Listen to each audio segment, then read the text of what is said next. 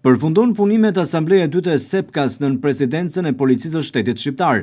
Gjatë asamblesë së dytë mbajtur në Vlorë, me prezencën e drejtorëve të policive të Europës Juglindore, u diskutuan çështje të rëndësishme si gjendja aktuale, drejtimet e së ardhmes dhe roli SEPKAS në lidhje me situatën e migracionit pa rregullt, luftën kundër krimit të organizuar dhe forcimin e bashkëpunimit rajonal, luftën kundër trafikimit të drogave të forta, synimi i SEPKAS që të shërbejë si një sistem parandalimi i hershëm për flukse të mundshme të larta të migracionit të parregullt, përfitimet nga informacioni ndërsjellët dhe analizat e përbashkëta.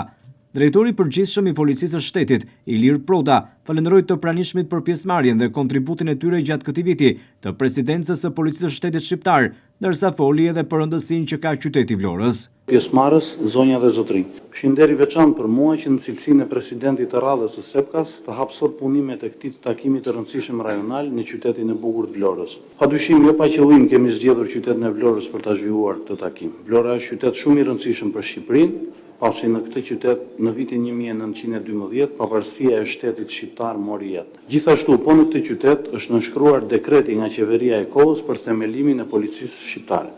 Është kënaqësi e veçantë që në simbolikën që përfaqëson ky qytet të mirëpresim sot miqt dhe kolegët nga rajoni, duke qenë të vetëdijshëm se SEPKA mbetet platforma më gjithëpërfshirëse dhe më funksionale e bashkëpunimit policor në Ballkanin Juglindor. Të nderuar pjesëmarrës, Vlora nuk është thjesht një destinacion i bukur turistik i Adriatikut dhe Jonit, ajo është një nga pikat më të rëndësishme të monitorimit kufirit detar dhe një nga nyjet kryesore të bashkëpunimit operacional rajonal. Takimi sotëm në Vlorë është një mundësi e shkëlqyer për të reflektuar mbi rrugtimin tonë, për të analizuar sfidat dhe për të projektuar të ardhmen e bashkëpunimit policor rajonal. Proda theksoi se angazhimi të gjitha strukturave të Policisë së Shtetit në funksion të misionit të SEPKAS nuk mbyllet me varimin e detyrës, përkundrazi do të përforcohet për të garantuar një partneritet të barabartë dhe profesional.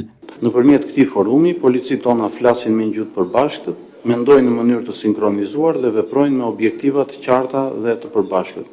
Kjo është arsyeja pse sot SEPKA shihet si një partner serioz nga Bashkimi Evropian, nga agjencitë e specializuara, si dhe nga partnerët ndërkombëtar që mbështesin projektet tona për sigurinë dhe stabilitetin në Europën Juglindore. Si president i radhës i SEPKAS, duhet ju siguroj se Shqipëria mbetet plotësisht e përkushtuar që ky forum të vazhdojë të jetë një model bashkëpunimi dhe një mekanizëm i besueshëm në sigurinë rajonale.